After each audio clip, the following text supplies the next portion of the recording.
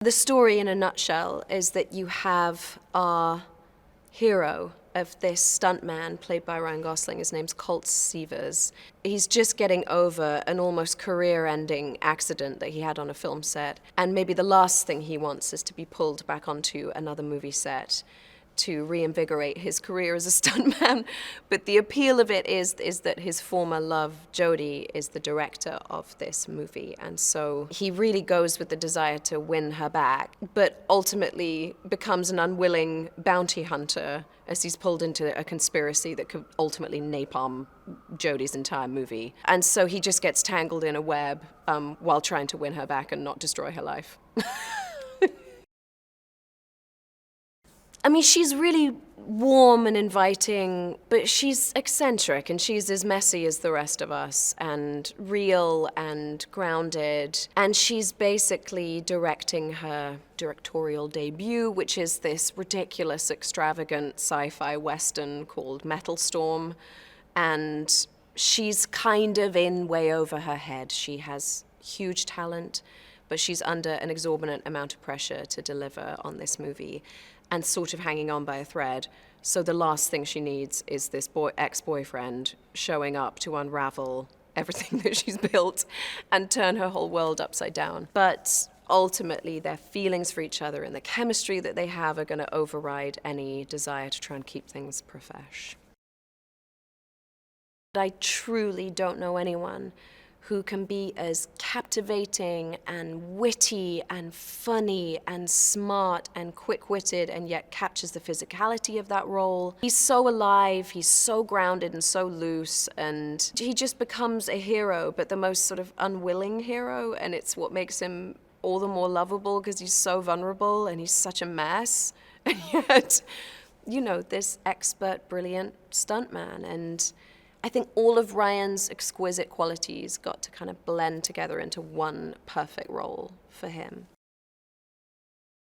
Hannah Waddingham plays our producer, Gail. She's a producer who will stop at nothing to get the movie made. She's ruthless, somewhat remorseless. She's super clever, Machiavellian, and is sort of puppeteering this whole shenanigan. Hannah just played it with such kind of gleeful relish, and it was just wonderful watching her blow the doors off the place as this rather awful producer. I mean, what I love about David Leitch's movies is they have a completely unique tone, and that tone captures everything from the absurd to the grounded. They are stunningly stylistic to look at. He knows exactly how to move that camera around in order to capture something emotional and something rare. They're kinetic and sort of visceral, and he's just the best guy in the world. He's just takes all of it in the most humble, human way, and he's completely open-minded, I think, to actors bringing their thoughts. He's an amazing collaborator, probably the most collaborative person I've ever worked with. The best idea wins. And I think it's what gives his movies this grounded reality amidst something so spectacular. I think he's really unusual. I think he's captured this vibe and this look and this spirit that's very unique to him. It seems obvious now that the movie would have gone in the direction that it did ultimately, but at the time we had conceived it as being more dramatic and almost rocky as a reference. And I know that sounds weird to be using a sports movie as the reference, but as far as a movie that is about a working class hero who has been put upon and is at a low point in his life before he gets dragged into the story, and then ultimately who's made to be the fall guy. I mean, I look back and I look at David's movies, have such comedy and levity and humor, and they're so entertaining. But Ryan also brought a lot of that to the character, and it really was that collaboration amongst everyone, but those two guys in particular. And I think Ryan's instincts about who that character should be had a lot to do with how the movie would evolve. And I think he was absolutely right. And I think it's incredible that we would end up in the place that we did. What was interesting about the character of Colt Seavers was that he had a unique skill set, and that skill set was that he could take a fall or take a punch and get back up. And he didn't carry a gun. He came at the action in the series, and then of course what we would bring into the movie was a skill set that is very unique to that of a stunt man or a stunt person.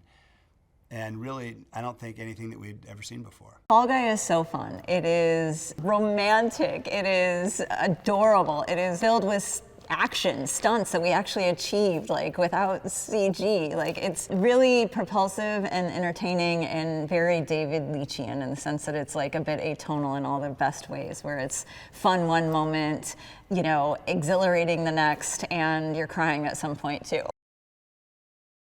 David, having spent 20 years as a stuntman, stunt coordinator, second unit director, having built a company called 8711 that grew stuntmen into stunt coordinators and second unit directors. It was his gateway into this film business to begin with, stunts. And I think that authenticity that he could give to the story, to the character, to the world in all of his stories of set life from those many 20 years made it sort of undeniable that it had to be a story that we did.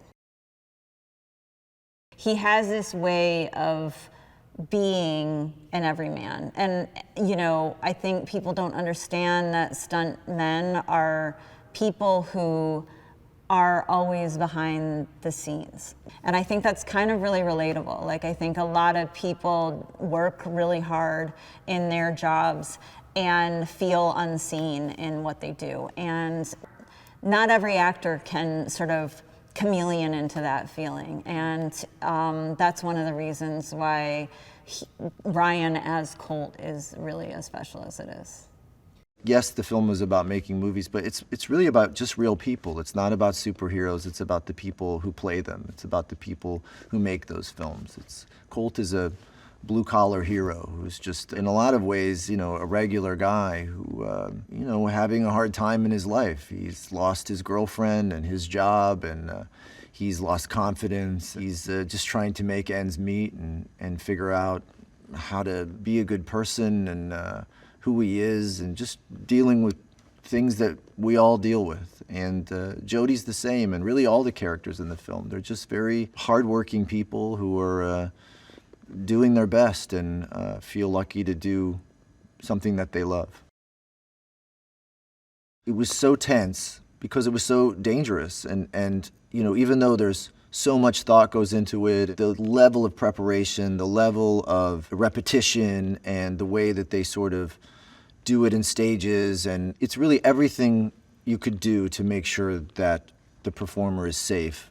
Every measure you could take is done. But at the end of the day, it's still dangerous what they're doing. Everything has to go right. The weather has to be right, the density of the sand, the list goes on. And so it's very tense. And I just remember vividly we were all on set when he finally was going to do the stunt. It's almost like in the film when it moves in slow motion, it felt like that in real time. It just felt like you're counting every roll, but you're also worried about Logan. And in the film, you know, a lot is made of the thumbs up, but it's such a relief when you finally see it. And when he finally gave the thumbs up and we understood that he was okay and that he broken this record, it really was like a day I'll never forget. David's just such an exciting person to be around and an incredible partner. And even from the very beginning, I mean, he went and stayed in a hotel next to my house before we started shooting. And we just went through the script scene by scene every day and just rewrote it to be personal to us so that it would be an amalgamation of our experiences. He's so hands-on. He's so not afraid of anything. And I think, you know, it's sort of his experience as a stuntman in a way, the fearlessness that he has in that work, he has as a filmmaker. This is a difficult needle to thread because it's an action movie, it's a comedy, it's a mystery, it's a meta film about making movies. It's a lot of plates to spin, and he just wasn't afraid of that at all. And I think we all just felt inspired by that and wanted to sort of mirror that and sort of follow him wherever he wanted to go. It's always the dream to work with a filmmaker who feels like they're the only person who could make that movie, but this was really one of those cases. I really can't imagine anyone but David making this film. I was happy to be the first actor to say I did none of my own stunts in this film. It is about the stunt performers, and I was excited to highlight their work and let them do what they do best. But it was important that I do some of the stunts just, first of all, for me to understand what, on some small level, what they deal with every day, but also just for authenticity in the film. So I have a fear of heights, and I knew this was coming because it is called The Fall Guy, and we knew that there was going to be a fall. But the whole opening sequence all takes place in a oneer, and it leads up to them dropping me 12 stories off of a building. So that was one that there was no real way around. Another one that we did was I got dragged across the Sydney Harbor Bridge, which again was important to sort of have me do it because this character is risking his life and everything he has to sort of get to this karaoke date with Jody. And it was just important that I be there doing it. And it was really geniusly scheduled because they did it at 6 a.m. So I was so tired when we did it that I sort of showed up. They dragged me across the bridge. I went home and went to sleep and thought, that was a very strange dream I just had. It's not a tough guy film. I think that's such a testament to not only Ryan Gosling, but Emily Blunt as well. There's so much heart to this one, and there's a love story, and it's quite silly because Ryan's really silly. He's really funny.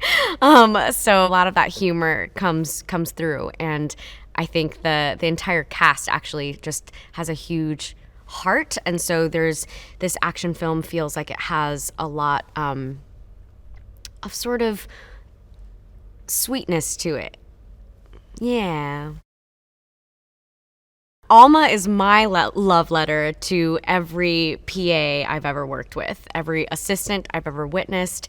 I feel like I've gained even more inspiration. Nobody knows this, but I've been spying on all the assistants and PAs on this set, and we have this new bit for Alma where she's always carrying like 10 million things, and it's simply just because I look around me and I'm seeing everyone sweating, running in their cargo shorts. Alma's a little bit more, fashion, cinema, but I'm seeing everybody work so hard and deal with all sorts of shenanigans and have to put up with the craziest scenarios. So yes, Alma is my love letter to assistants and PAs specifically worldwide.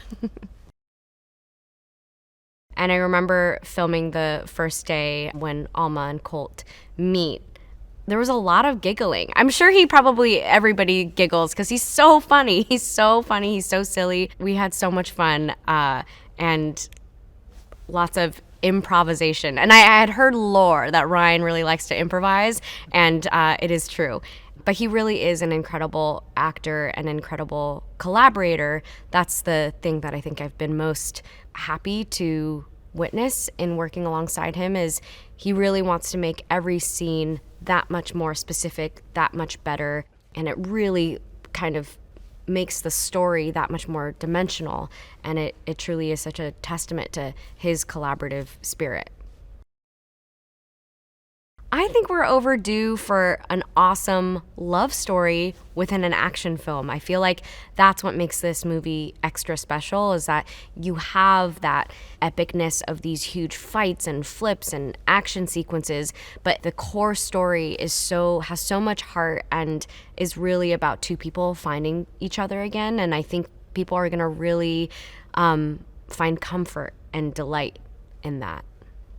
The term fall guy originally means, in the stunt world, is the guy that takes the hits. It's the guy that steps in and takes the fall, the guy that falls off the horse, the guy that falls off the bike, the guy that falls down the stairs. And so it was a term that coined early on in film as the stunt person, the fall guy. But I think we took it to another level in The Fall Guy, the film, where it became more of a metaphor, or maybe that's a bad term, but we use the term in a lot of different ways. This is a fall guy, stunt man, who is also taking the fall for something he didn't do, and someone who's fallen in love so deeply that he's willing to risk everything to get it back. Fall Guy has a lot of meanings in our Fall Guy, and it just took it to the next level.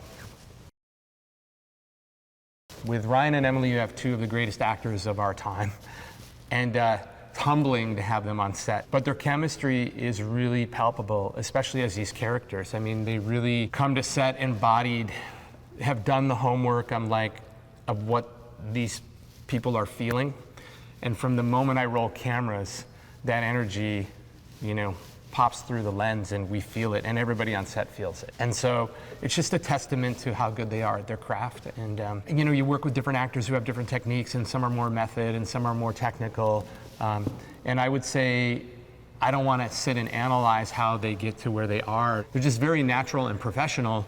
And just when the camera switches on, there's a laser focus to the person in front of them, and they are embodying these characters and bringing them to life. I really did need him to be, for the sake of the story, to be a caricature, to someone that we could really sort of focus our ire on for this film, because Colt's the hero, and we needed a heel. And Aaron came in and hit it out of the park. Tom Ryder's an egomaniac, he's a narcissist, he's afraid of his own shadow. He is full of bravado, but yet completely incapable of doing anything that involves courage. He's the antithesis of Aaron Taylor Johnson, which is why he did such an incredible role bringing him to life. All the pressures that you feel as a stunt coordinator, Winston brought to life. But more importantly, he brought the camaraderie to life that you have with your fellow stunt performers and the instant brotherhood there is when you reunite. And I think that scene with him and Ryan when he first arrives in Australia sort of sets the table for these guys. And they may have not seen each other in 5 years, but they are right back in there, quoting movies, asking about personal stuff, and then, getting down to business and delivering, crazy action. That's just the reality of it. And he did the work and brought it to life. So the cannon roll is a classic stunt that's been around since obviously the beginning of cars and films. And really what happens is the special effects department works with stunts, and they actually put a cannon in the bottom of the car. Now it's usually the use of hydraulics and air pressure. It used to be black powder and a log. And you place it in a position of the car, and as the car's going at speed and you hit the charge, it flips the car and the car rolls. It was important for us to do some sort of, again, we were trying to do classic stunts, and so the car roll became one of the things that we had to include in this film. And while we were at it, we're like, well, we're making a movie that's an homage to stunt performers. Why don't we make sure that we're doing the best and biggest versions of those, and maybe we can break some records. And so that was the goal when we set out, like, how do we make a statement on practical stunts and maybe set some records. And with the cannon roll, that's what we did. The Fall Guy, to me, is really a love letter to stunt performers and to the blue-collar artisans that make movies. The production designers, the cinematographers, the grips, the electrics, the PAs, the ADs, everybody who gives their heart and soul to this business and spends hours on set trying to bring this magic of storytelling to the screen. As a stunt performer for years, it's really dear to my heart to bring the Fall Guy to life, because there's a lot of real life anecdotes from my journey as a stunt performer and a below the line crew in there.